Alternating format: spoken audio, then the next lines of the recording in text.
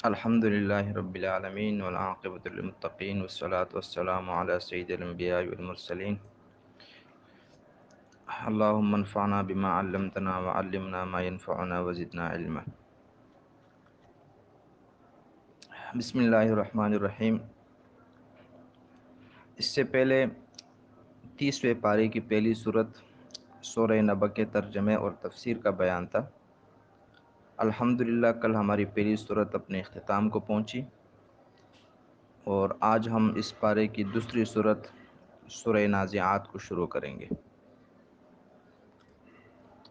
سورہ نازعات اور سورہ نبأ کے درمیان مناسبت بڑی واضح ہے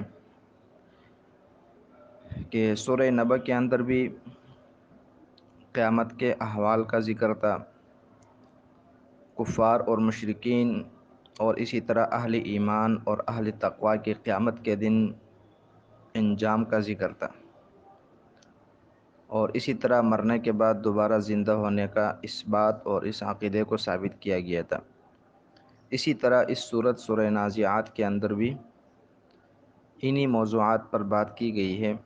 قیامت کے احوال کا بھی ذکر ہے، مرنے کے بعد دوبارہ زندہ ہونے کا بھی ذکر ہے، اور اسی طرح قیامت کے دن کفار مشرکین اور اسی طرح اہل تقوی اور اہل ایمان کے انجام کا بھی ذکر ہے. بطور خلاصہ کہ اگر ہم سورہ نازعات کو دیکھیں تو سورہ نازعات میں کل 6 موضوعات پر بات کی گئی ہے. نمبر 1،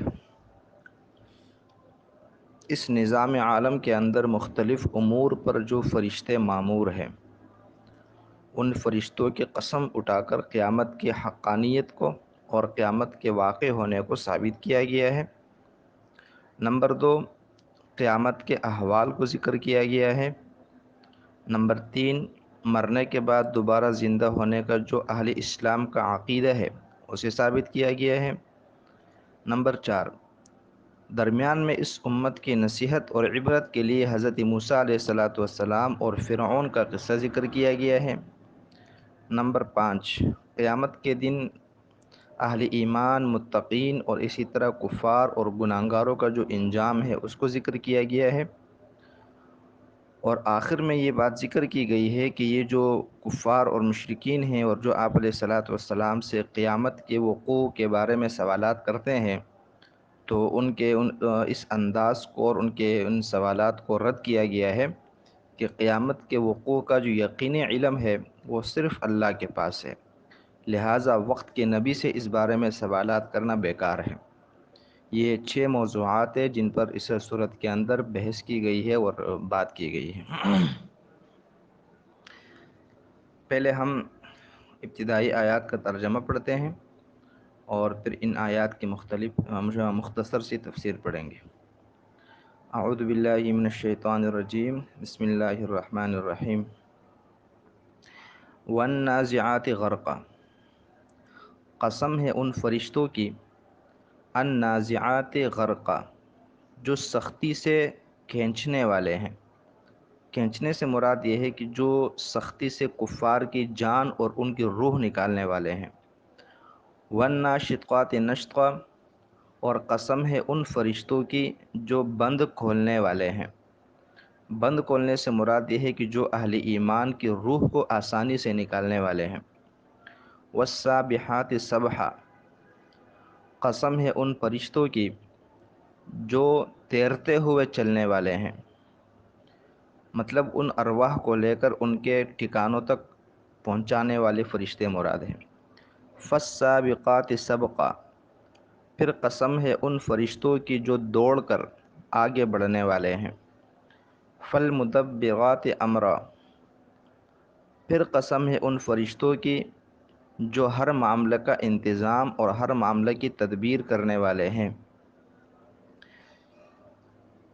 ان ابتدائی آیات کے اندر مختلف فرشتے جو مختلف امور کے اوپر مامور ہے ان کی قسم اٹھائی گئی ہے، اور ہر قسم کے لیے جوابی قسم بھی ہوتا ہے جو یہاں پر ذکر نہیں ہے آیت کے اندر، لیکن وہ جو ہے وہ لتبعثن کا لفظ ہے، جس کا مطلب یہ ہے کہ ان تمام کے تمام فرشتوں کی قسم اٹھا کر اللہ تعالیٰ یہ فرمانا چاہتا ہے کہ تمہیں ضرور بھی ضرور قیامت کے دن دوبارہ زندہ کیا جائے گا.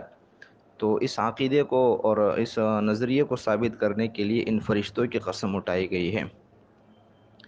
یوم ترجف الراجفہ، تمہیں کس دن دوبارہ اٹھایا جائے گا؟ تو آگے اس دن کا ذکر ہے، یعنی قیامت کا۔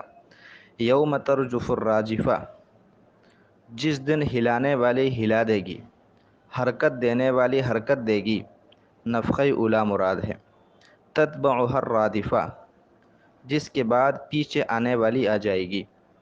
الرادفہ سے مراد ہے پیچھے آنے والی، اس سے نفخہ ثانیہ مراد ہے، یعنی سور کے اندر جب دوبارہ پھونکا جائے گا۔ قلوب یومئذ واجفہ، دل اس دن دھڑکتے ہوئے ہوں گے۔ ابصارها خاشعہ، اور ان کے جو آنکھیں ہوں گی وہ جھکی ہوئی ہوگی۔ یہ ابتدائی 9 آیات کا ترجمہ ہے، اور ان 9 آیات کے اندر جو ابتدائی 4 آیتیں ہیں، ان 4 آیتوں کے اندر اس نظام عالم کے اندر جو فرشتے مختلف کاموں کے اوپر مامور ہیں، ان فرشتوں کی قسم اٹھائی گئی ہے۔ اور اگلے 5 آیتوں کے اندر اللہ تعالیٰ نے، اگلی 4 آیتوں کے اندر اللہ تعالیٰ نے قیامت کے وقوع کو اور مرنے کے بعد دوبارہ زندہ ہونے کو ثابت کیا ہے۔ پہلی آیت والنازعات غرقا، یہاں پر ان فرشتوں کی قسم اٹھائی گئی ہے جو سختی سے کھینچنے والے ہیں۔ جیسے بتایا گیا ہے کہ اس سے مراد وہ فرشتے ہیں جن کو اللہ نے کافروں کی روح نکالنے پر مامور کیا ہے۔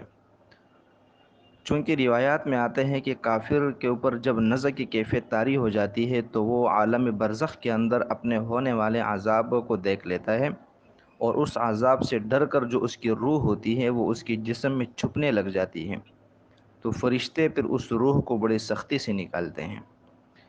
پھر یہ جو سختی ہے اس کے لیے ضروری نہیں ہے کہ دیکھنے والوں کو نظر بھی آ جائے، بسا اوقات کسی کافر کی روح بڑی آسانی سے نکل جاتی ہے، لیکن جو سختی اس کو ہو رہی ہوتی ہے اس کا علم سب اسی کو ہوتا ہے۔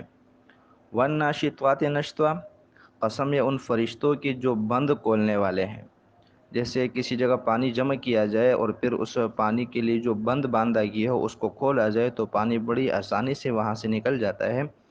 تو یہاں بھی وہ فرشتے مراد ہے جو بڑی آسانی کے ساتھ انسان کی اور مومن کی روح نکالنے والے ہیں، کیونکہ نزع کی کیفیت میں مومن کو اپنے آنے والے نعمتوں کا مشاہدہ ہو جاتا ہے تو اس کی روح بڑی جلدی نکل جاتی ہے۔ یہاں بھی وہ نرمی جو ہے وہ مراد ہے جو روحانی ہوتی ہے۔ اگرچہ بظاہر ہمیں یہ لگتا ہے بسا اوقات کی کسی مومن پر بڑی تکلیف ہوتی ہے اور بڑی مشقت ہوتی ہے روح نکلتے وقت، لیکن حقیقت میں اس کی روح جو ہے وہ بڑی آسانی سے نکل جاتی ہے۔ اگلی 2 آیتوں کے اندر یعنی والسابحات سبحا اور فالسابقات سبقا، وہ ان فرشتوں کی قسم اٹھائی گئی ہیں جو مومن اور کافر کی روح کو لے کر ان کے انجام تک جانے والے ہیں، یعنی وہ کافر کی روح کو لے کر اس کے ٹھکانے تک یعنی اس کو سجین تک پہنچا دیتے ہیں، اور مومن کی روح کو لے کر اس کے ٹھکانے یعنی علیین تک پہنچا دیتے ہیں۔ بعد میں پھر ان ارواح کا جسم کے ساتھ اللہ کے علم کے مطابق تعلق جڑ جاتا ہے، اور اس تعلق کی بنیاد پر عذاب کا اور نعمتوں کا ادراک ہوتا ہے۔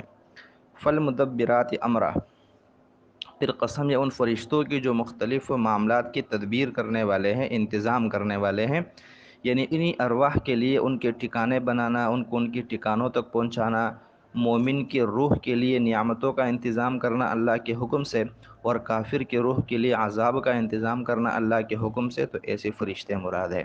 اللہ تعالیٰ فرماتے ہیں یوم ترجف الراجفہ، قیامت کا دن ایسا دن ہوگا جس دن لرزنے والی اور ہلنے والی چیزیں ہل جائے گی۔ اس سے زمین، آسمان، پہاڑ یہ سب مراد ہے۔ تتبعها الرادفہ، اور اس کے بعد پیچھے آنے والی آ جائے گی۔ ان 2 آیات کے اندر اللہ تعالیٰ نے نفخہ اولا اور نفخہ ثانیہ کو بیان فرمایا ہے۔ راجفہ سے مراد نفخہ اولا ہے، جب اسرافیل علیہ السلام سور میں پہلی دفعہ پھونکیں گے تو ہر چیز ختم ہو جائے گی، فنا ہو جائے گی۔ جبکہ رادفہ سے مراد نفخہ ثانیہ ہے، اور جب دوسری مرتبہ اسرافیل علیہ السلام سور پھونکیں گے تو سارے کے سارے جاندار دوبارہ زندہ ہو جائیں گے۔ ان دونوں نفخوں کے درمیان روایات کے مطابق، احادیث کے مطابق تقریباً 40 سال کا فاصلہ ہوگا، یعنی 40 سال تک سارے کے سارے جاندار ان پر موت طاری رہے گی، اور صرف اللہ تعالیٰ کی ذات اس کو حیات حاصل ہوگی۔ اس کے بعد اللہ تعالیٰ نے فرمایا قلوب یومئذ واجفہ، یعنی نفخہ ثانیہ کے بعد جب سارے کے سارے انسان دوبارہ زندہ ہو جائیں گے تو انسانوں کی جو دل ہوں گے وہ خوف کے مارے دھڑک رہے ہوں گے۔ ابصارها خاشعہ، اور انہی دل والے جو لوگ ہیں ان کی آنکھیں شرم کے مارے، ندامت کے مارے وہ جھکی ہوئے ہوگی۔ تو یہ قیامت کے کچھ حالات تھے جن کو اللہ تعالیٰ نے ان 4 آیات کے اندر بیان فرمائے ہیں۔ آگے جو آیتیں شروع ہو رہی ہے، ان آیات کے اندر اللہ تعالیٰ نے ان لوگوں کے اقوال جو لوگ قیامت کے منکر ہیں، مرنے کے بعد دوبارہ زندہ ہونے کے منکر ہیں، تو ان کے وہ اقوال جو قیامت سے متعلق ہیں، مرنے کے بعد دوبارہ زندہ ہونے سے متعلق ہے، ان کے اقوال کو اللہ نے بیان فرمائے ہیں کہ وہ کس طرح قیامت کا اور مرنے کے بعد دوبارہ زندہ ہونے کا مذاق اڑاتے تھے اور اس کا استہزاء کرتے تھے۔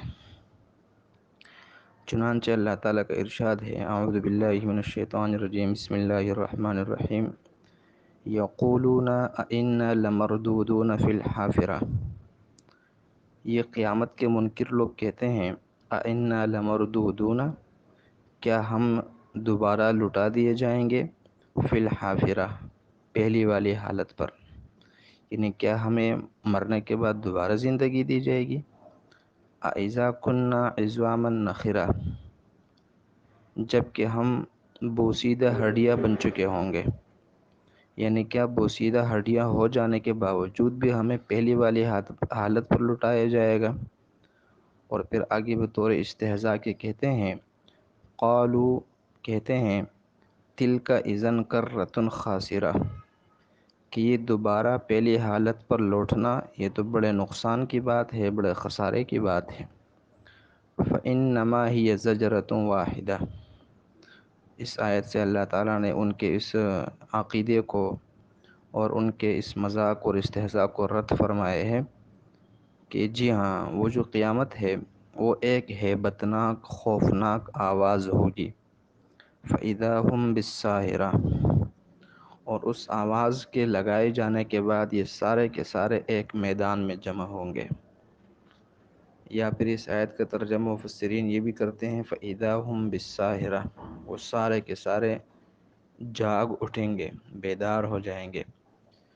یعنی جس طرح نفخہ اولیٰ کے بعد ان پر موت طاری ہوئی تھی، بے ہوشی طاری ہوئی تھی، تو نفخہ ثانیہ کے بعد وہ سارے کے سارے ہوش میں آ جائیں گے، بیداری کی کیفیت پر آ جائیں گے۔ ان آیات کے اندر اللہ تعالیٰ نے منکرین قیامت کے استہزائیہ اور وہ اقوال جو وہ قیامت کے بارے میں مذاقاً کہا کرتے تھے ان کو یہاں نقل فرمایا ہے، اور پھر اللہ تعالیٰ نے آخری 2 آیتوں کے اندر ان کے ان قول کو رد فرمایا ہے۔ چنانچہ وہ یہ کہا کرتے تھے اِنَّا لَمَرْدُودُونَ فِی الْحَافِرَةِ، کہ یہ جو وقت کا پیغمبر کہتا ہے کہ مرنے کے بعد جزا اور سزا کے لیے تمہیں دوبارہ زندگی دی جائے گی اور تم دوبارہ دنیا والے حالت پر آؤ گے، تو یہ بطور مذاق کے کہتے تھے اِنَّا لَمَرْدُودُونَ فِی الْحَافِرَةِ، کہ ہم پچھلے والی حالت پر دوبارہ لٹا دیے جائیں گے، جبکہ ہم تو بوسیدہ ہڈیاں بن چکے ہوں گے۔ تو عقل کی بنیاد پر وہ کہا کرتے تھے کہ جب ایک انسان بوسیدہ ہڈیوں میں تبدیل ہو جائے تو دوبارہ ان کو زندہ کرنا، دوبارہ اس کے اندر روح ڈالنا یہ مشکل ہے، اور کہتے تھے کہ اگر ایسا ہو گیا تو یہ تو ہمارے لیے بڑے نقصان کی بات ہے، ہمارے لیے بڑی خسارے کی بات ہے۔ یہ وہ قیامت سے خوفزدہ ہو کر نہیں کہتے تھے، بلکہ یہ بات وہ بطور مذاق کے کہا کرتے تھے۔ تو اللہ نے فرمایا فإنما ہی زجرۃ واحدہ، کہ تم چاہے قیامت کا مذاق اڑاؤ، مرنے کے بعد دوبارہ زندہ ہونے کے عقیدے کا استہزاء کرو، پھر بھی وہ ایک خوفناک اور ہیبتناک آواز ہے جس کے لگائے جانے کے بعد فَإِذَا هُمْ بِالسَّاهِرَةِ، تم سارے کے سارے ایک کھلے میدان میں جمع ہوں گے یا سارے کے سارے بیدار ہو جائیں گے اور اللہ تعالیٰ کے حضور میدان محشر کے اندر حساب کتاب کے لیے حاضر کیے جائیں گے۔ تو ان آیات کے اندر ہم نے آج منکرین قیامت اور منکرین حشر اور مرنے کے بعد دوبارہ زندگی کی جو منکر کفار اور مشرکین تھے ان کے اقوال پڑھے ہیں، اور کس طرح پھر اللہ نے ان کے ان اقوال کو رد کیا ہے وہ ہم نے پڑھا ہے۔ اس کے بعد جو اگلی آیات ہے، ان آیات کے اندر اللہ تعالیٰ نے اس امت کی عبرت اور نصیحت کے لیے حضرت موسیٰ علیہ السلام اور فرعون کا قصہ یہاں بیان فرمائے ہیں، تو کل کے سبق میں انشاءاللہ ہم وہ قصہ پڑھیں گے۔